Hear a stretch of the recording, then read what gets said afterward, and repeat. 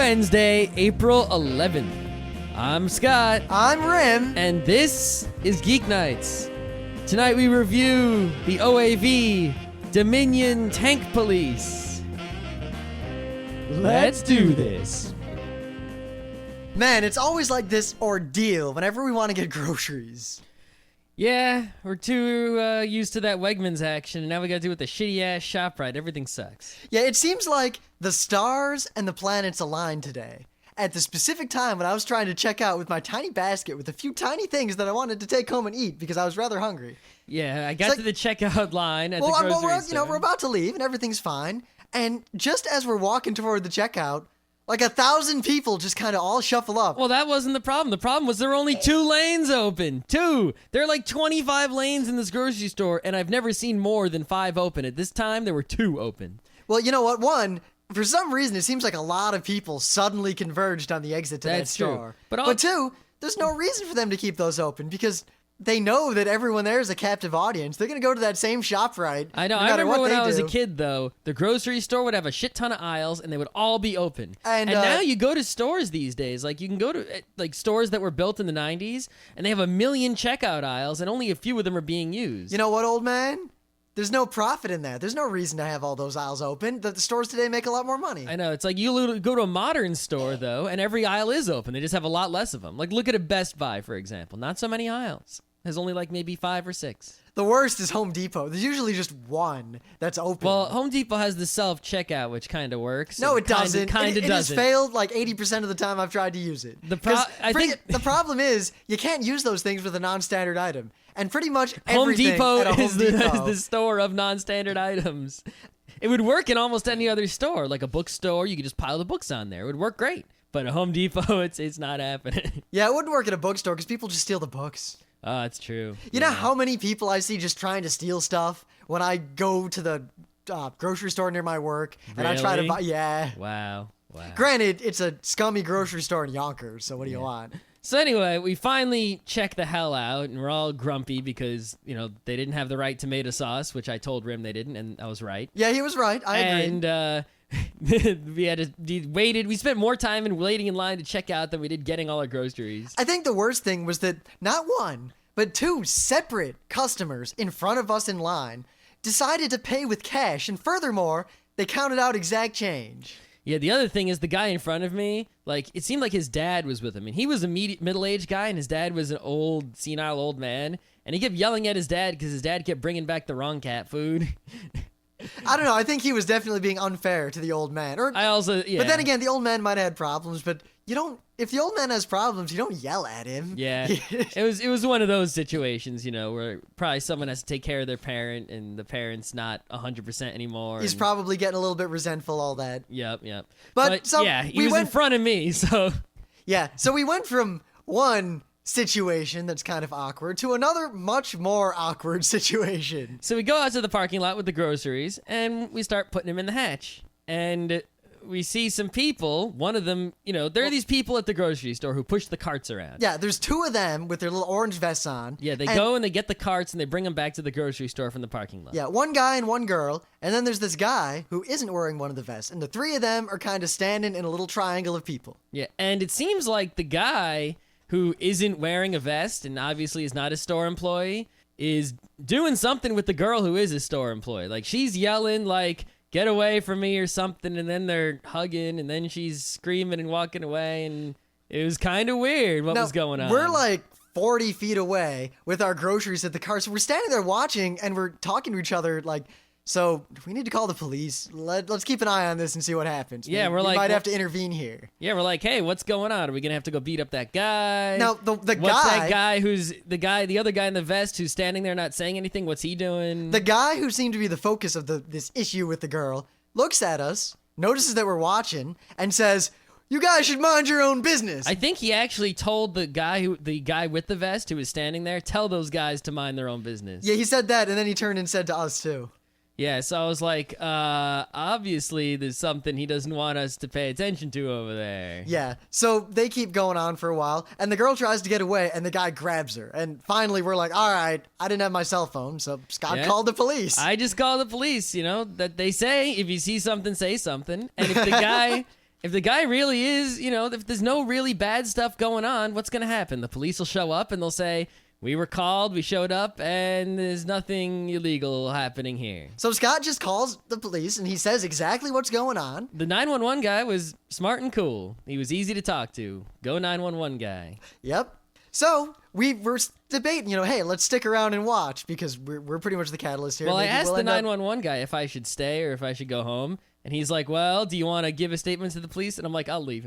Yeah, the situation's pretty self-evident. I don't want to be think we can- involved. I called. The police can sort it out. There's a scene in the parking lot. Whatever. Yeah, so as we start to leave, because we have the show to do and all that other business, and we're talking to each other, well, I wonder how long it'll take the police to get... And then sure enough, The police were there before we got out of the parking lot. In fact, the third police car. See, here's what makes this interesting. Because as we're driving out, first, Scott has to go off this road, and we see a cop car go by, like, right away. We're like, all right, it's handled. And then another cop car goes right away. And we're like, okay, there's two cops, which makes sense for a situation that might be violent. Yeah, I mean, a lot of places, if there's domestic violence or anything like that, they always send 2 patrol cars if they can. Yeah, plus, if there's a fight, if there's any sort of fight at all, there's always 2 people. So you need 2 cops, one to stop each person. So then, Scott's about to leave the parking lot, and then he has the green light, but he has to stop because a state trooper flies by, and by calling the police, we'd effectively delayed ourselves another... I know. Why did a state trooper come to what is a local thing? That's kind of weird. Oh, probably because we called 911, as opposed to the local police. Yep. Which, that's starting to be a problem in the U.S., where I often run into situations where I might need to call the local police, but it's not an emergency. I don't need to call 911. In some areas, they have the special number. Well, in some areas, they say call 911 for everything. Uh-huh. In fact, in a lot of areas, That's what they say where I live, but like in New Jersey, like where my grandma lives, they added another number. It's like 311 or something like that. I don't remember. But if it's not an emergency, like someone's dying, someone's murdered, there's a robbery going on, there's a violence going on right now, you call that number, and a police just shows up at your door like, hey, how's it going? Yep. Or I remember when we were leaving for somewhere, and we saw this shady-looking contractor guy basically shoving the clippings he had cut off of trees down the sewer. So I called the local Beacon police and reported his license plate number. I don't know what ever happened with that. Yeah. But so finally we get back on the road, and we're driving home, and we start debating, well, I wonder what's going to happen. And we figure, no matter what, everything's going to be okay, because the police are right there. So even if the worst case scenario, this guy goes nuts and like does something horrible, the police are right there. It's going to get resolved. Yep. But then we start wondering, that guy seemed a little bit unstable. One of those, the kind of person who would be involved in a domestic dispute where the police were called anyway. Yep. And my bet is that if we had left and just not called the police, there was a 50% chance he would do something later. It didn't look like anything illegal or bad was going to happen right then. But later, something probably would have happened. But by calling the police, I think the police might have, their presence might have caused that crazy guy to do something. Because the guy is just like those guys, if you watch any of those old Fox shows about people interacting with police when they're on the wrong side of the law. And the guy definitely was one of those people who, if the police show up, he'd probably fly off the handle. So we're debating, I wonder if we basically set this guy up to get beat down by the police. Yeah, it's sort of like entrapment in a way. Like, if the police didn't show up, he would have just done his normal thing. But now, there's a policeman standing there. The situation so he goes is crazy, escalating. and because the police are there, he does something stupid. So we decide that even if that happens, that's a good thing, because that means he was going to blow up sometime anyway. Now, the police are going to take care of it before he does something bad. Yeah, we don't know what happened, though, because However, we left. right after we're having this debate, another state trooper goes by, like a few minutes later toward the scene. So He could have been going somewhere else, but I doubt it. my bet is that the state trooper went because it was a 911 call. The 2 Fishkill police went because Fishkill has more police than it does people, for one. True. And 2, obviously a dangerous situation. But the second, significantly later state trooper leads me to believe that the situation escalated, and I can't wait to read the local paper.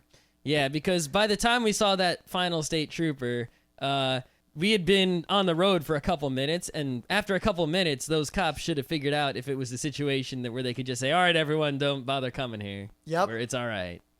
We also observed that in the last year or two, the two of us, specifically me, have called the police more times than we have in the rest of our lives combined. Well, I think I figured out the answer to that is because for most of our lives we were in school, and when you sit in school all day, you tend not to see a lot of things that require police calling. You know, I mean, at RIT, most things you just call campus safety or whatever, and in high school, if there was any police calling, the school did it. You didn't really need to call police while you were in school, and not too many illegal things happened in our suburban schools anyway. You know, our white bread fools. So anyway, after 10 minutes of that, it is Anime Manga Comics Day. Oh, God. And I'll be quick on this because I kind of want to spend a lot of time. I want to talk about this.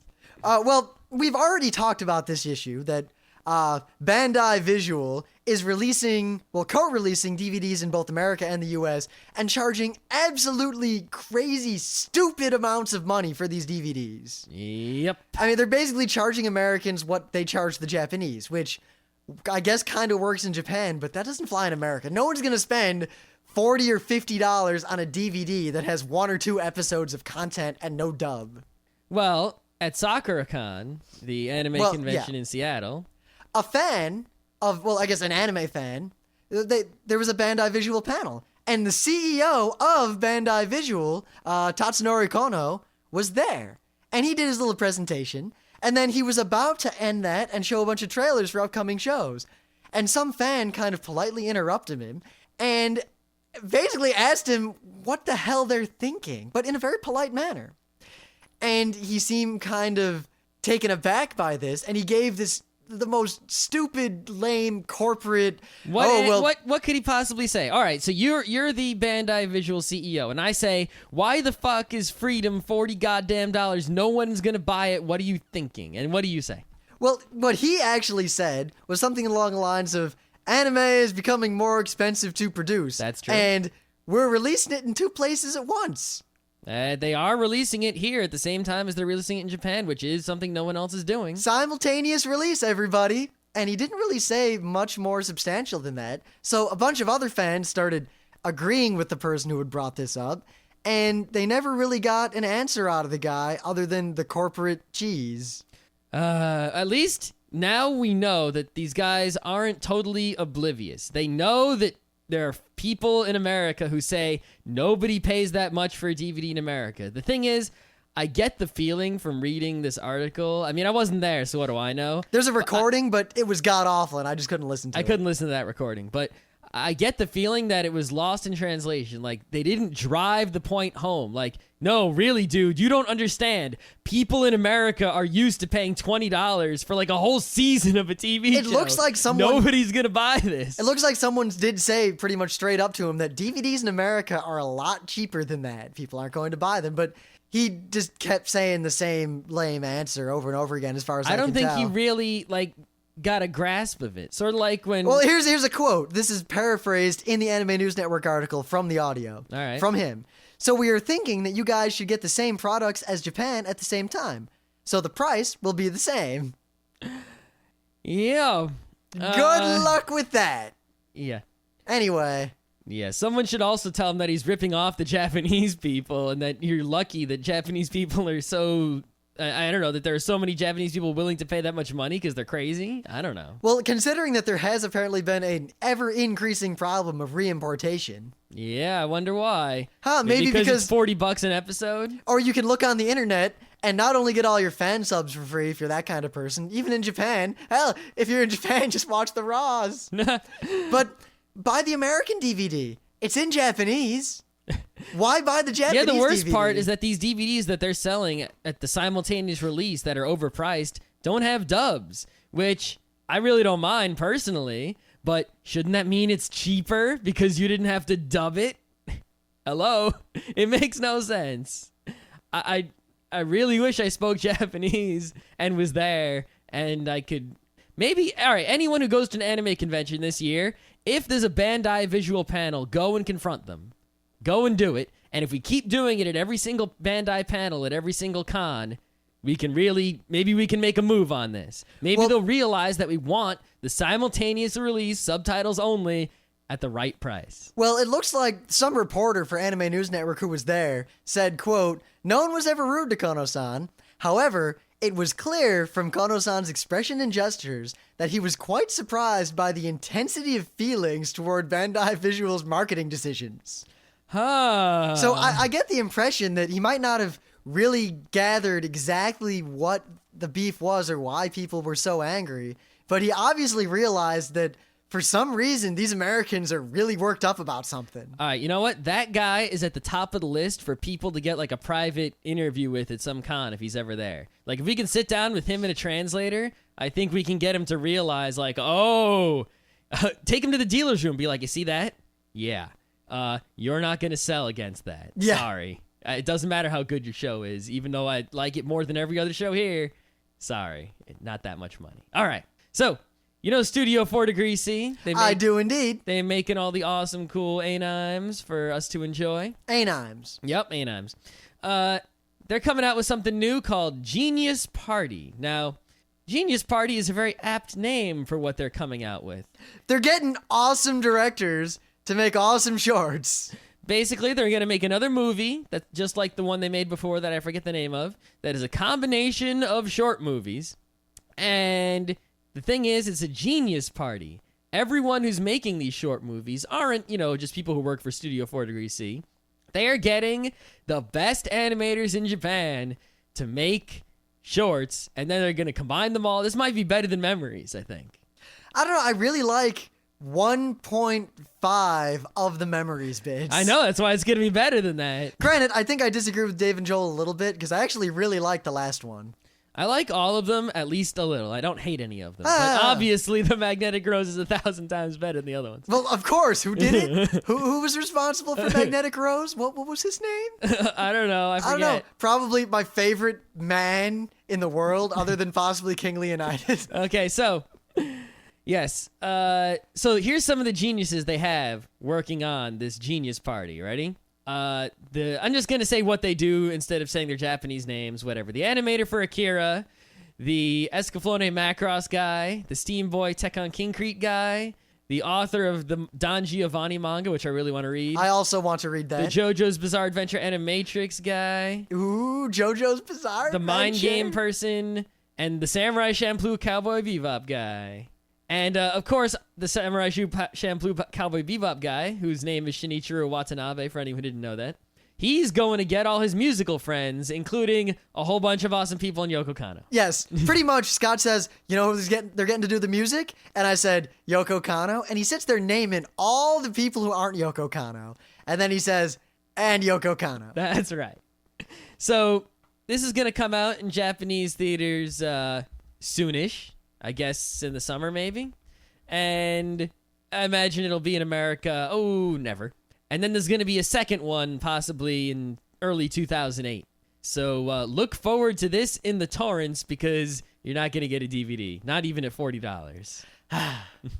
Now, one more little bit before we move on to the things of the day. But Kineticon, which is a generally fun anime, webcomics, gaming convention in Hartford, Connecticut. We did an episode on it last year when we went for Just Saturday. Yep. But Kineticon has one leg up. I mean, it was a good con. We had a good time. We covered it a while ago if you want to hear about that. But in terms of dealing with cons and talking to cons and doing stuff at cons, Kineticon has gotten back with me and worked with me more quickly, more readily, and more coherently and competently than just about any convention I've ever dealt with. Good God, these people are on top of their game this year. Yeah, I mean, other conventions, you go to... we went to Kineticon, and our episode didn't speak of it in the most glowing terms. It wasn't the best convention ever. But it was by no means a bad convention. No. Great German board gaming, that's for sure. But, we go to lots of conventions, and some conventions are awesome, and some are not so awesome. But it seems like even the most awesome cons, like Otakon, if you email Otakon or a staff member at Otakon that you need to know something from, or you want to ask them a question or tell them something, they just don't email you back. Yeah, it's not just Otakon. I can say this about just about every con I've ever contacted for anything, even before Geeknights, other stuff. Yeah, but this is a note to anyone who ever runs a convention or anything. Check the goddamn email and reply to everything. If you're not, you're doing it wrong. Yep. So I'm still hashing out the details with the people at Kineticon, but it looks like Rim and Scott of Geeknights, the two of us, plus probably a few other expert panelists, and hopefully a bunch of guests from the con, we'll be doing a holy ton of programming this year. So if you want to see us live, come to Kineticon July 13th through 15th, 2007 at the Connecticut Convention Center in Hartford, Connecticut. Kineticon, Connecticut, Hartford. Yes, the only con that actually emails you back, regardless of how awesome their convention is. I mean, we're going to be running the stuff we always run. Yeah, and we're going that's to be the other running. thing, is even if this convention falls apart, Which I doubt it will. As long as they still have that convention center rented on those days, we'll still show up and do all the awesome stuff. If there's the apocalypse of the world, we'll be in the crater that remains of the parking lot running Challenger on fire. No, we won't. We're going to be doing the things that we need to do when there's an apocalypse of the world. Well, it'll be a much more literal Challenger on fire in that case. But yeah, in addition to the stuff we normally do at cons, they're letting us most likely try out a couple of new things that we've put together, but we haven't actually run at a con or an event ever. Yes, so to experience the experimental convention panel event games, you should come. Yes. It'll be first time ever. So when we're running this thing like pros at like Otakon 2020, you can say, I was there at Kineticon 2007 when they first ran this thing. Oh, it was better in those days. I had an onion on my belt, which was the style at the time. You understand.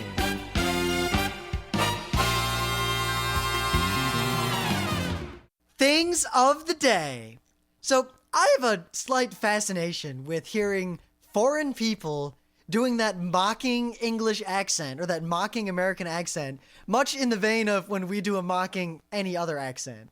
Oh, I'm speaking the French. Oh, the boulangerie. Yeah, it's like I know what it sounds like when an English person tries to make noises in another language. Like, it's sort of weird, but languages have sounds to them. Like French sounds like this, and but the Italians,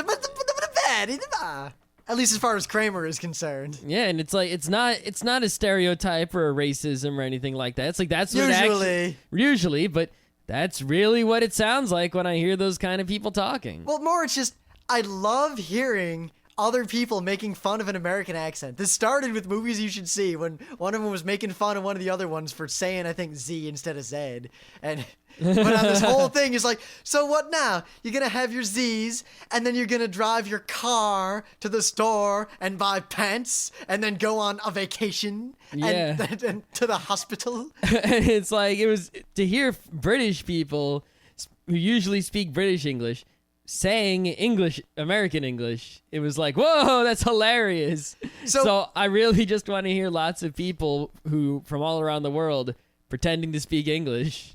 So luckily, I'm not the only person to have this idea, and this is kind of a new thing. We'll see if there's more responses to it, but someone posted on YouTube a video where he does a whole bunch of the fake sounding French and the fake Spanish and the fake Russian, and some of them are pretty good, I gotta admit. He does a pretty good job with that fake Russian, I gotta say. Well, you say a lot of Niet Nesvit, Das Vedanyats. Ski. Yeah. And he's basically calling out the world and saying, hey, I want you guys to record, either yourselves or other people, faking English the way I faked all these languages, because I like that sort of thing. And he's gotten some responses. I'm waiting for some more, but just follow the whole cluster of YouTube videos here, and it's generally interesting. Also, if anyone sends me quality audio of any foreigner, as in not a United States native, making fun of United States accents, I'll send you a prize. What prize are you gonna send? I don't know. I'll send him something. Anyway. So remember I said we were going to learn the Haruhi dance because we have to learn all the anime dances? Well, we got until Otakon. Yeah. How much have we learned of it so far? I know parts of dances that may or may not have originated in Japan. We haven't started jack or shit. We don't know even the first step. So I have the mirrored video to watch. I just haven't watched it lately. Yeah, at all. More than one. I watched it once. Okay. To make sure it was actually mirrored. Because I can't deal with that non-mirrored crap. When we played Para, no, if you need to learn a dance, you need a mirrored video, or else it is going to just wreck your brain. Yeah, granted, if you learn how to deal with non-mirrored video, you're probably better off because that's a valuable skill. But modern technology, you can just flip the video. Yes. So, yeah, we haven't learned that yet. But I'm beginning to give up because we have been bested. We have been bested 1,000 times by, of course, the nation of Japan. Yes. Here is a video for you to watch of a flash mob, a bunch of Japanese otaku. These people are definitely otaku in the Japanese sense of the word, converging on a street suddenly, and then doing the Haruhi dance in more unison than you will ever see anywhere else. And there's a lot of these people. There's at least 100 people there. This flash mob was better produced than probably the best of the best of the best cosplay skit I've ever seen at an American Anime Con. I agree. And then something funny happens, so watch to the end. Of course, if you read the words on the webpage I'm linking you to, it's going to be given away, but it's pretty funny to actually see it happen. I don't want to ruin what happens at the end, but I laughed. So, the show we're about to talk about tonight is one that is very near and dear to the hearts of everyone who is cool in the world. Well, anyone who watched anime on the Sci-Fi Channel in the late 90s is all about this show. Yes. Everyone else probably doesn't know about this show at all. Yes. Now, apparently also, Dave and Joel's Fast Karate for the Gentleman reviewed this before us, partly because due to the fact that I hadn't bothered to show Scott the second half of it back when we planned on doing it, we pushed it off for like a month. It didn't help the DVD was scratched, and we watched Ghost in the Shell instead. Yep. Yeah. Speaking of Ghost in the Shell, Dominion Tank Police is based on a manga called Dominion by Masamune Shiro, who is the guy who made Ghost in the Shell. However, I'm not going to talk about that tonight, mostly because the manga is effectively completely different from the OAVs. Yes, I've ordered the manga. I've never read it. However, I do want to point out one thing. The manga is originally just called Dominion, and in Japan, the show was just called Dominion. Of course, in America, we call it Dominion Tank Police because, well, that's what it is. But I realized something very recently. It's Dominion Tank Police by Masamune Shiro. Ghost in the Shell is really also Tank Police. Think about what kinds of things Shiro writes. He likes tanks and he likes police. Yes. And Appleseed, in a way, is also tank or mech police, at least. Now, see, here's the difference between the manga and the anime, and then we'll leave it at that. Dominion Tank Police, the OAV, you can be described in 2 words: collateral damage. or possibly dancing cat girls. Cat girl damage. Yeah. Meanwhile, Dancing collateral? to put it in perspective, Dancing. the tanks in Dominion Tank Police. I just can't get the picture out of my head of a guy like signing over his car as collateral and he's dancing. Dancing car. Anyway. Okay, never mind. The manga is, in a way, more coherent, serious, together, and plotty than the anime, to put it lightly. I would almost go so far as to say that the two are almost completely unrelated, except in name.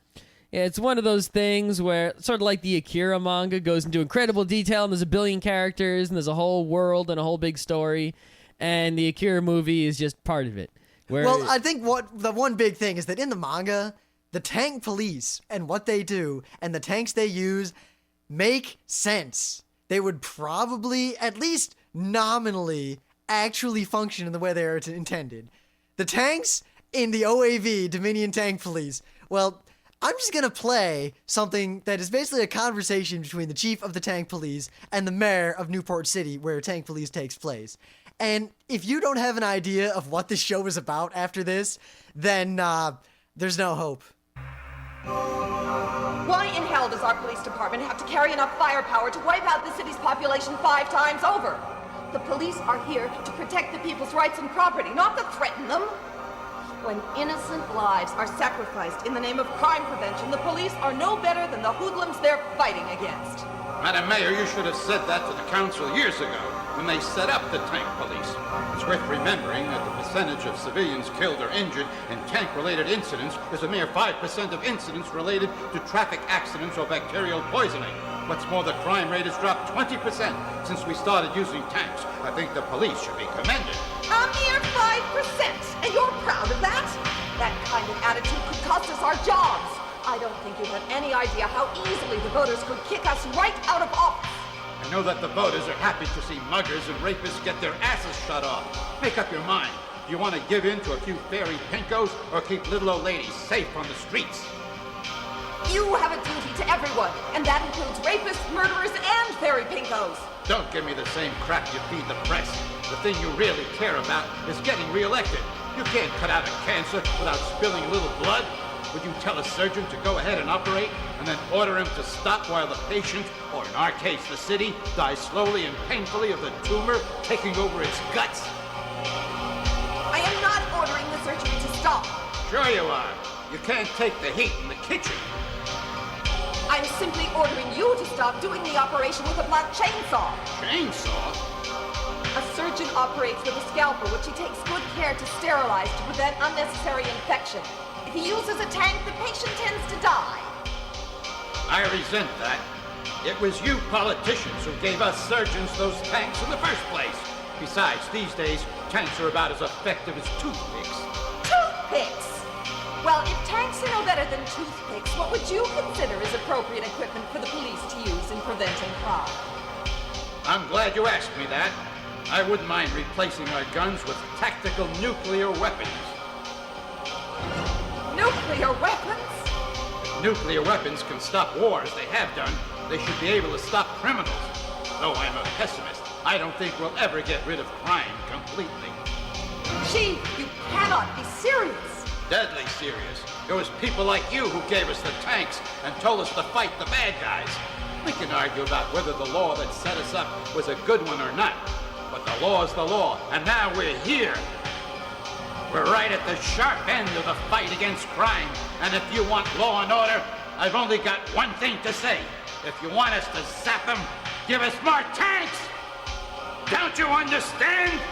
This is war, and my tank police are in the front line!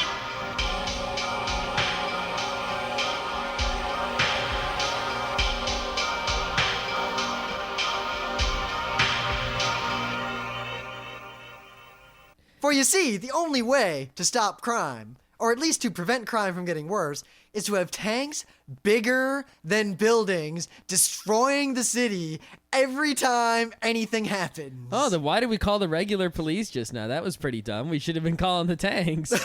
See, I get the impression that no one actually wants to call the tank police.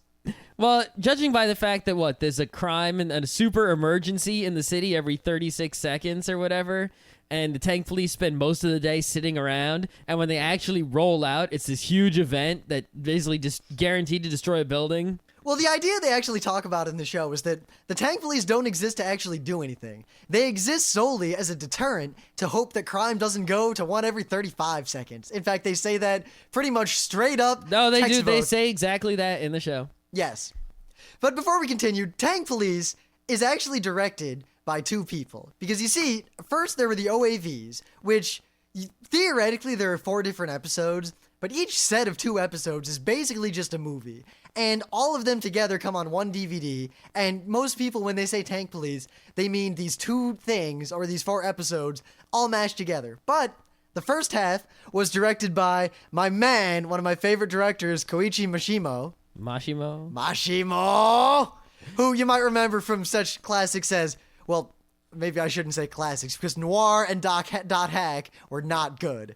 But he also did Dirty Pair Project Eden and one of my favorite shows ever, Irresponsible Captain Tyler. Yeah, it's Rim Show right there. And I gotta say, I do like the first half of Dominion Tank Police a lot more. It's much more silly humor, tanks blowing stuff up, and a lot of little subtle jokes in the background and all that sort of fun stuff. Yeah, the first half definitely is better.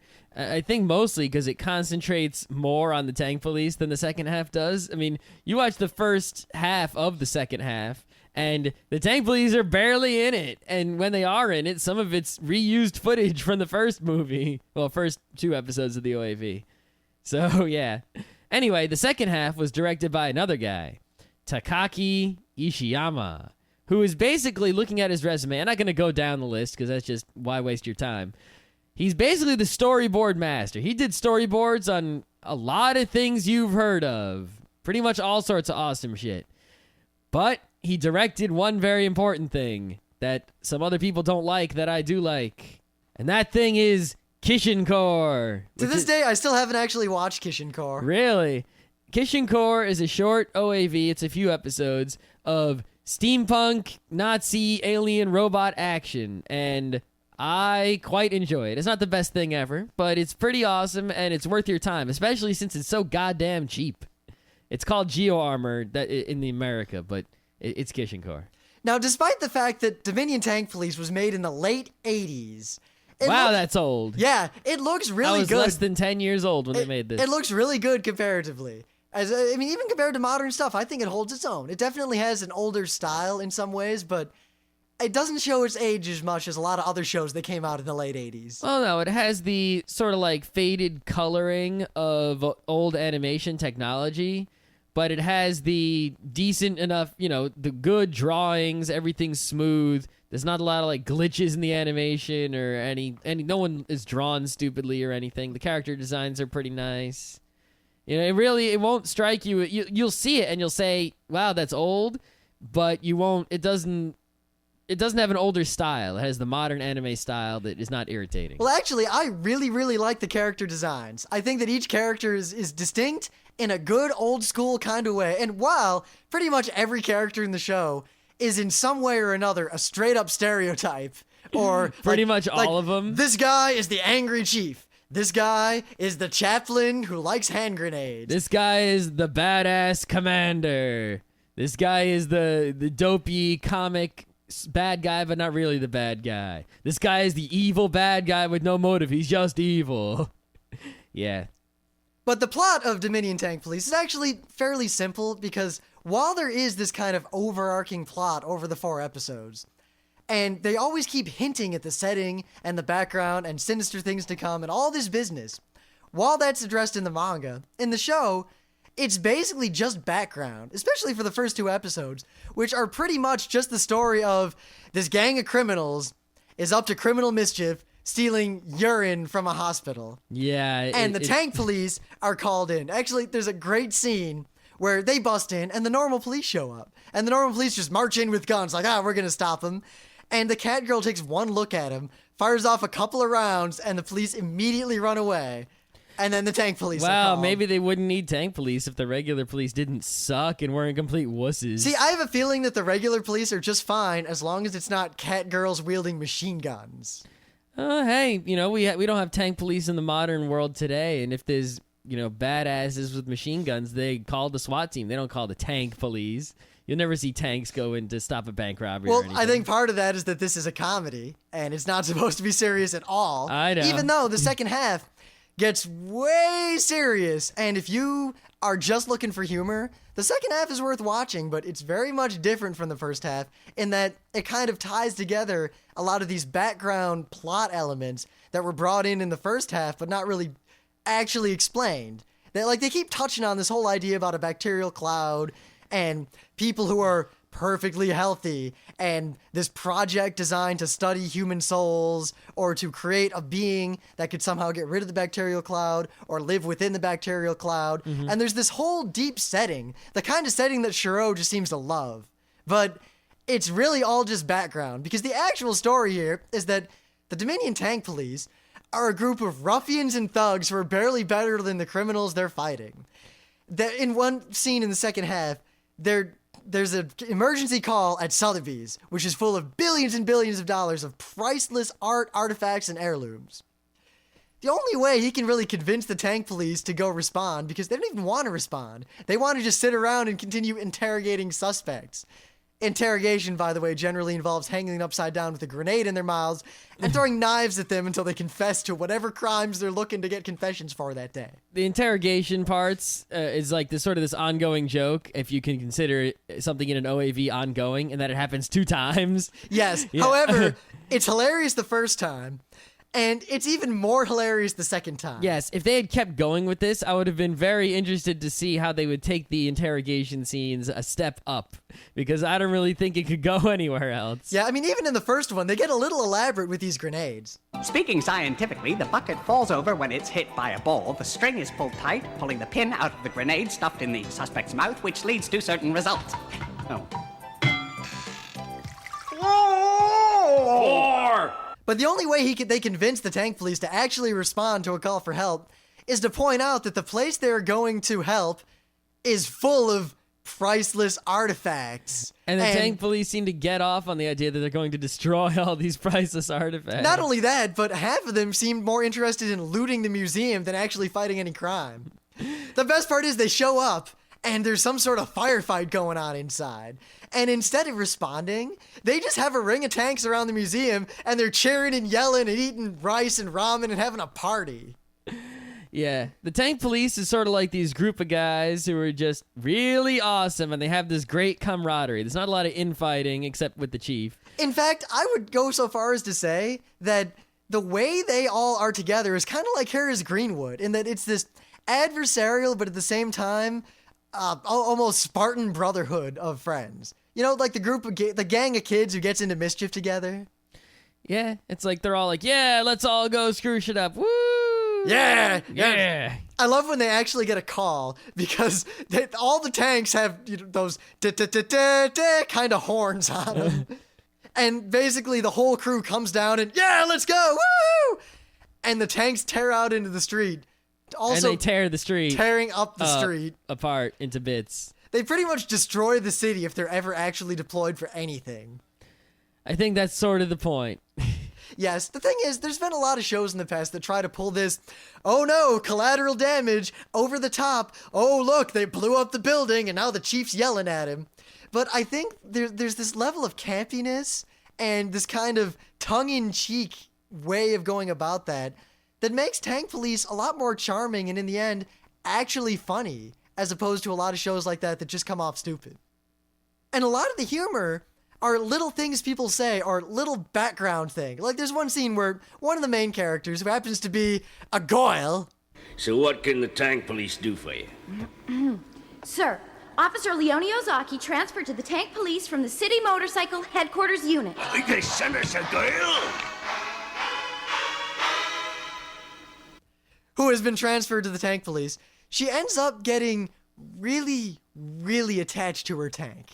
You see, yeah, you watch a lot of shows these days, and like Pat Labor has the girl who really likes her robot, and you'll see like these girl characters who are really attached to something, like a pet or something. And this one was the first one that I ever saw that had that. So anytime a show came afterwards, at least in terms of the order in which I saw them, where there was a main girl character who's really attached to something, I was like, oh, they're copying Tank Police. Yep.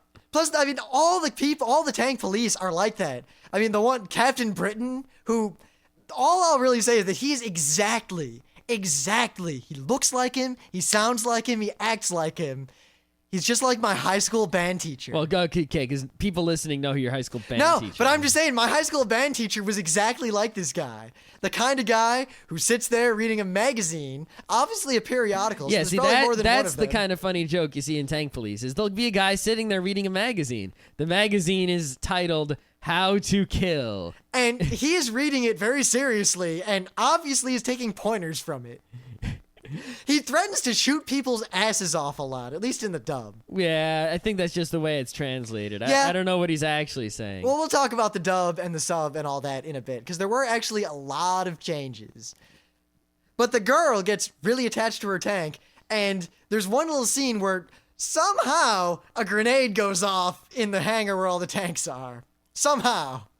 Gee, I never thought that would happen, where there's, a hangar full of tanks and troublemakers and all sorts of grenades. And then one of them goes off, and it scratches her tank. So she runs over, and she's freaking out about it. And she steps on some guy who was knocked out by the blast.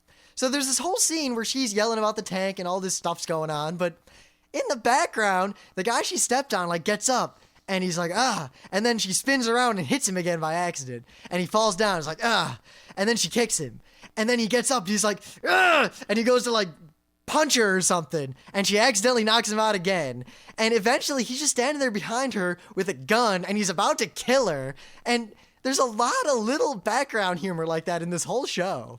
Well, I think around that time there's a funny joke where she's about to shoot someone and kill them for real. And the Jesus-y guy comes up and he's like, wait a second, what's more valuable, a tank or a human life? And she's like, a tank. And it's the Jesus guys. You expect him to be like, what? Freak out. But he says, oh, thank you. She's finally become a true member of the Tank Police. The Jesus guy is so great because usually a Jesus character is annoying because they're all preaching their Jesus-y crap all over everybody. But this guy, he preaches the Jesus-y stuff, but he's really just like all the other tank police. I believe a relevant quote is in order. Pay heed to the words of my brother, for it is better to name thy accomplices and have them with thee in prison than to die by grenade. Now, in the manga, as far as I remember, there's a lot more, because there's also a science-y guy on the tank police, and he's the one who basically explains to all the idiots what's going on with this. He's a stereotypical nerd character. Yeah, kind of like Egon from the real Ghostbusters. Or Professor Frink. Yeah, pretty much. Yeah. And he's an atheist, and pretty much him and the chaplain are obviously friends, but they like to dig at each other just a little bit, just a tad Just a little? in the manga. I don't think that really comes out in the show, but you can see how there would be a lot of humor potential there. Now, you might notice we've been fairly vague as to what actually happens in Tank Police, other than a few choice bits. Well, we don't want to spoil it. We want people to watch it. Yeah, the thing is, it's not like a TV show. It's a 4-episode OAV. The episodes are kind of long, though. So. Yeah, they are. But if we talked about what happens any more than what we've already done, we'd ruin a lot. There's a moment late in the first half where an obstacle is placed before the tank police. And it is perhaps the greatest obstacle ever presented to anyone in the history of anime. Well, see, here's the thing: is I didn't realize that obstacle was in the show when I saw it on the Sci-Fi Channel because it was cut out. A lot of the show was cut out for America. In fact, the American dub version of this show, especially the one that was shown on Sci-Fi Channel, is so different from the original. Yet somehow it didn't actually ruin it. It's sort of weird. Usually when someone edits a show for release in America and cuts out a lot of things or dubs it poorly or changes music or anything like that, it inevitably makes the show worse. Example, Initial D. Yes. This seems to be a weird case where they must have been trying really hard because the American release of Tank Police changed a lot of stuff, yet it was different, but still good. There are basically 3 cuts of this out there. First, there's the Japanese version, which is uncut, Japanese, whatever. It's exactly what they made. Then there's the American dub, which I stand by as being really, really good and really, really funny. I'm not saying it's a bad dub. It's a good dub. It is also humorous. However, I think Rim's opinion of it is boosted by nostalgia. See, I doubt that highly because I saw Tank Police right around when I saw a whole bunch of other anime, and I saw the dubs of all those too, and all those dubs are piss poor. But did you like those shows? Yes, I loved them. Vampire Hunter D is awesome to me, and I really love that movie. However, the dub was pretty piss poor. Well, the dub of Tank Police is good, but I'm not saying it's as great as you seem to think it is. I think it's really good. I'd say it's in the top 10% of dubs ever made for anime. No. Name good dubs other than Cowboy Bebop and Hellsing. I gotta think. Dominion Tank Police is really well done. They picked spot-on voice actors for all the characters. I mean, I think Lisa Ortiz, who did Lena Inverse, plays Leona, the girl on the Tank Police. And she pretty much pulls it off exactly like the Japanese voice actress does. The guy playing Captain Britain is hilarious. The 2 cat girls are done really, really well, in my opinion. They're okay. I mean, it's definitely a good dub. If you like to watch dubs, you will not be disappointed by this dub. It is incredibly tolerable and very entertaining, and not much is lost in the dubbing. See, I don't know why you're so down on this dub. I mean, the comedic timing's good. I'm not down on it. I'm just not it's like you're saying this dub is excellent, and I'm saying the dub is like a good dub. Well, and now you're saying, why are you down on it? Well, you know what? If you give it an A plus and I give it an A minus, I'm not down on it. If you rate it on the scale, A-. If you rate it on the scale of anime dubs, it's excellent because most anime dubs, especially nowadays, are piss poor. I would say that this dub is better than almost every dub that's been made in the last several years. Any dub that is tolerable is better than any dub that's made in the past several years. So yes, that is true. This is well above tolerable, and I actually prefer watching it in English. And I have seen it both in English and Japanese numerous times. I could go either way. It doesn't really matter to me. But aside from the dub being pretty good, there's the sci-fi TV dub cut, which is the same voice actors and mostly the same. But aside from having cut out, I think like some 15 or 20 minutes worth of footage and cutting out one of the funnier moments in the show because they just couldn't show that on the Sci-Fi Channel. There's no way they could have shown that. They also removed all the explanation of what the plot was in the second half. And it was, when I was a kid, I saw Tank Police and I thought it was hilarious. But I had no freaking idea what was going on at the end because they cut so much out, it just didn't make any sense at all. Yeah, there's basically a scene in which they explain in plain English or plain Japanese exactly what the hell's going on, because they don't have a whole manga where they can, reveal it to you slowly and correctly. So they just explain everything to you and then show you the end in a way so that you know what the hell's going on at the end. At least as far as you were expected to know how it's going on. And luckily, the real dub on the DVDs also includes all that. The only bad cut is the one they actually aired on the Sci-Fi Channel. Yeah, so you don't want to see the one that was on the Sci-Fi Channel. I have a tape of it somewhere. Yes. I mean, it might be entertaining to watch it and see what they cut out, but it's you're not going to get the effect of the show. You'll understand why we liked it from watching it on the Sci-Fi Channel. But yes, because one thing the Sci-Fi Channel cut does have going for it is that it's a much tighter edit, because they did cut out a lot of long, panning, environmental, ambient scenes that, if you take those out, the show's much cleaner, and there's better transitions between all the humor, and it feels like a tighter show. The thing is, I really like all the sorts of long, panning, environmental things. That's why it's one of the reasons I liked anime in the first place. Yeah, except in this show, it's kind of half and half, because on one hand, it's a goofy comedy, and yet on the other hand, there's this serious, dead serious backdrop for the comedy.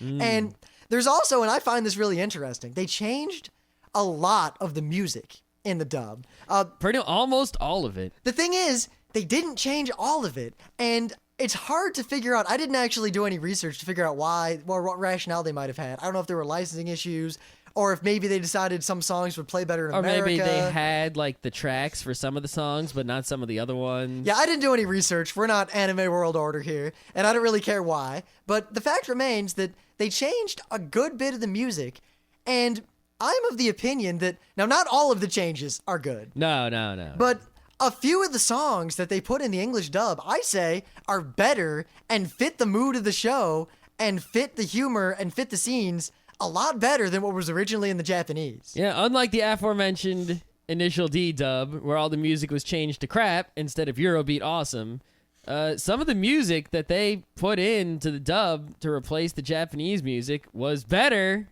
than the Japanese music, or at least I like it better. Whether it's there's an opening scene. I don't have a clip for this one, where they're panning over the city, and you're kind of getting the atmosphere of, all right, this is kind of a dystopian future. The world's not so hot. And on the English dub, the music is this really kind of slow, ominous, grooving thing, and it's definitely early 90s synthesizer, but it's pretty well done, and it really seems to fit the animation on the screen. In Japanese, it's a little more lighthearted, and it really doesn't feel like it fits. I don't know. I kind of like both of them. That's one of the changes where I think it's equal both ways. Yeah. The American one isn't bad, and the Japanese one isn't bad either. I just think they both set very different moods for the show, and I think both work. I kind of prefer the dub one a little bit more, but I guess I like it a little bit darker, which is surprising considering that, again, it's a comedy. Yeah, I don't really prefer either one, but it's kind of surprising. It's like, hey, they replaced the music, and they replaced it with different music that's just as good, so who cares? Yep, now sometimes it seems obvious that they took out some music that might have sounded weird to an American who wasn't familiar with Japanese music or anime or anything, and replaced it with, I guess, more Western sounding or easier to accept and understand or wouldn't stand out music. You mean like 80s music? But yet at the same time, they left in a lot of very distinctly silly Japanesey songs that work really well in the Japanese, and they didn't get rid of them in the English. I really wish I knew how they decided what to change and what not to, and who they got to make this music and why and when, and it'd just be really interesting. I'd really like to ask Anime World Order. I'm sure they would know, but I'm kind of afraid to send them another email. Yeah, they might say, oh, you guys are stupid. You're anti-tankite. Anti-tankite. But I think the most striking change in the music, I'm just going to have to play the two here, and you can judge for yourself. But here is the opening theme from the English dub.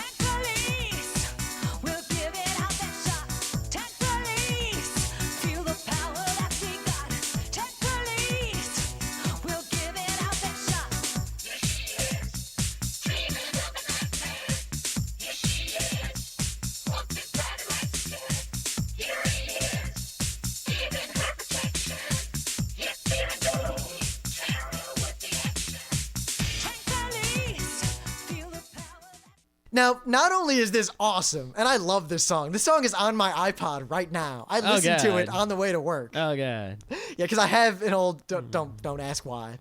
I taped these a long time ago. I eventually made them into MP3s when I got the Fraunhofer codec way back in the day. Yeah. But anyway, they made it specifically for the animated opener to Tank Police, and it fits what's going on the screen exactly. And I think it's really good, and I really like it. And it sets the kind of over the top, it's about Tank Police. Yeah. The English opening song with, Tank Police, it's pretty good. I like it. It's fun. It's memorable. Some of the lyrics are kind of but whatever. What lyrics? It's Tank Police, feel the power that we've got. Yeah, feel the power that we've got is kind of corny. Here's the thing. It's not that corny in music. It's only corny if you say it without the music. Yeah, it's still corny when you think about it. Anyway. You stop to think it's corny. Here's the Japanese opener.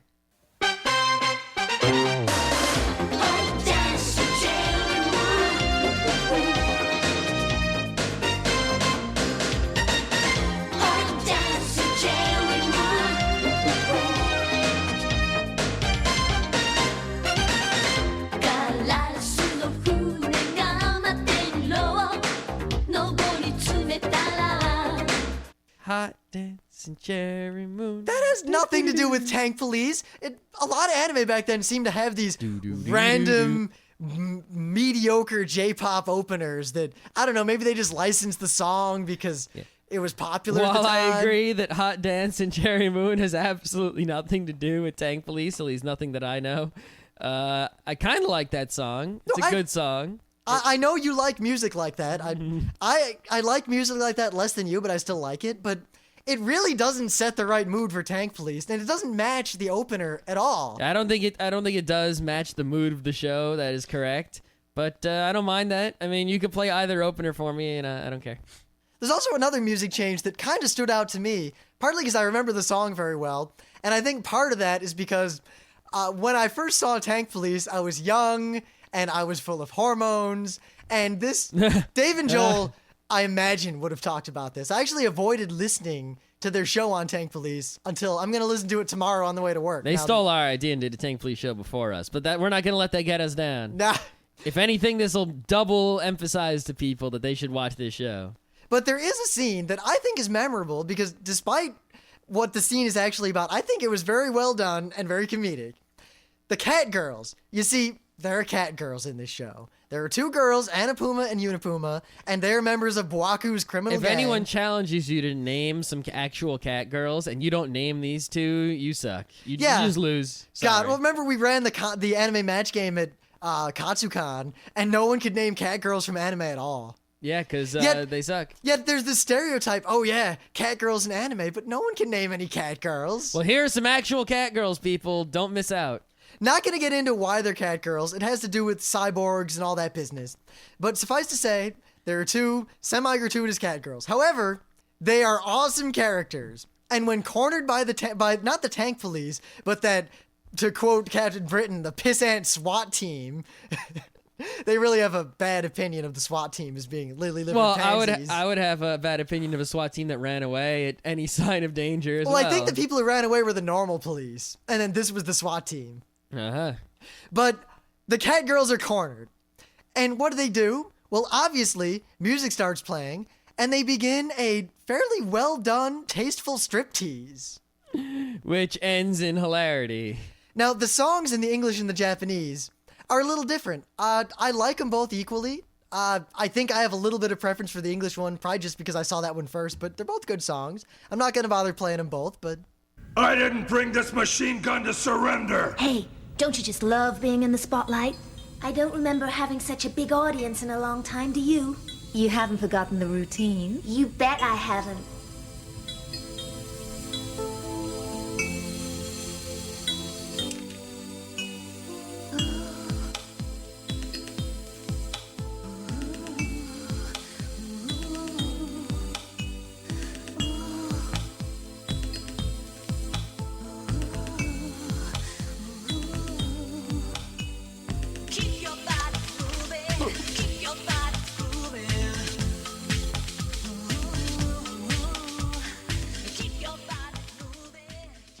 Yeah, I kind of forget which one is which. That's how they're like sort of in my mind. If you show me that scene with either song, I really couldn't tell you.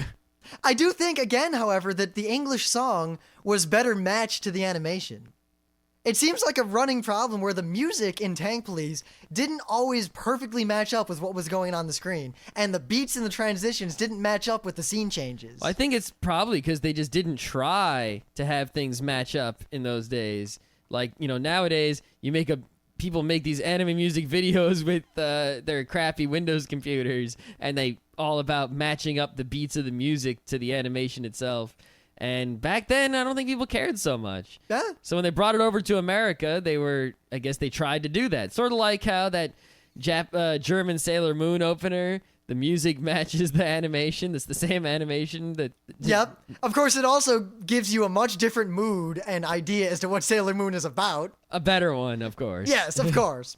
But for any of you who haven't seen Tank Police, I will just note that this scene, the striptease, I'm not going to ruin what happens. It's like a famous anime scene. Yes, here. I would say that among at least our generation, mine and Scott's of anime fans, we all grew up having seen that scene, and I'll even admit, it's pretty hot. It's kind of hot. You're not going to often... Usually it doesn't go... I don't go for the animated cat girls. You're not going to find me very often admitting to being titillated by some cat girls doing a striptease in front of a SWAT team in an anime. I'm not that titillated, but I'm titillated greater than zero.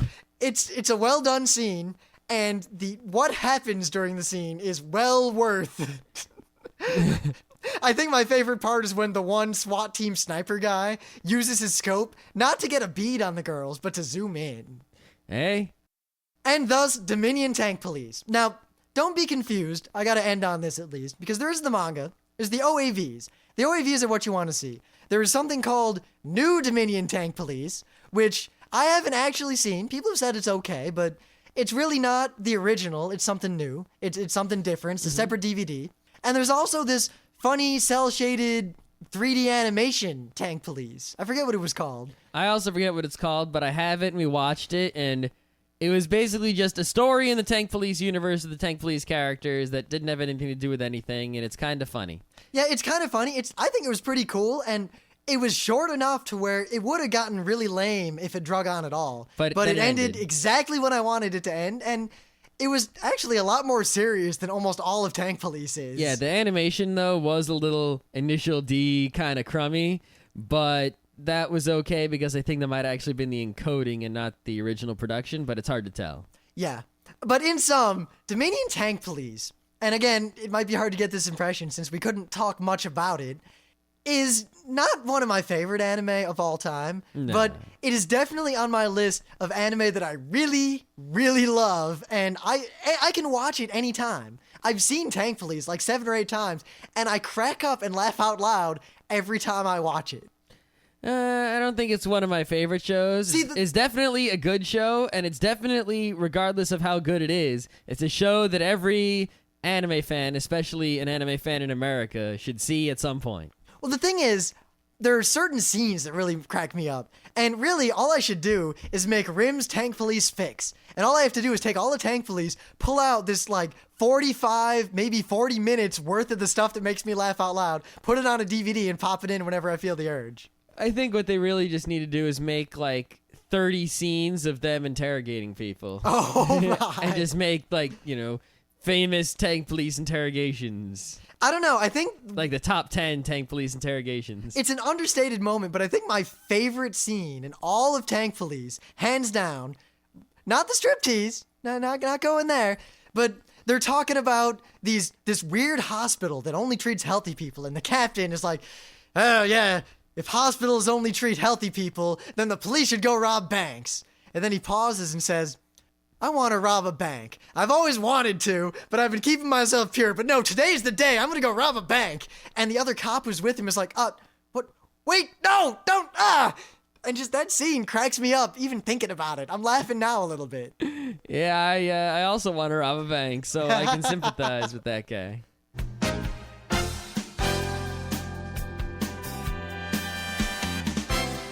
This has been Geeknights with Rim and Scott. Special thanks to DJ Pretzel for the opening music. Be sure to visit our website at www.frontrowcrew.com, where you'll find show notes, links, our awesome forum, a link to our Frapper map, and links to all the RSS feeds. We say feeds plural because Geeknights airs 4 nights a week, covering 4 different brands of geekery.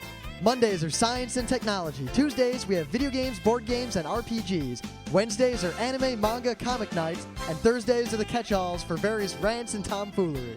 You can send us feedback by email to geeknights@frontrowcrew.com. Or you can send audio feedback via Odeo. Just click the link that says Send Me an Odeo on the right side of our website. If you like what you hear, you can catch the last 100 episodes in iTunes or in your favorite podcatcher. For the complete archives, visit the website, which has everything. Geeknights is distributed under a Creative Commons Attribution Non-Commercial Share-alike 2.5 license. This means you can do whatever you want with it as long as you give us credit, don't make money, and share it in kind. Geeknights is recorded live with no studio and no audience. But unlike those other late shows, it's actually recorded at night.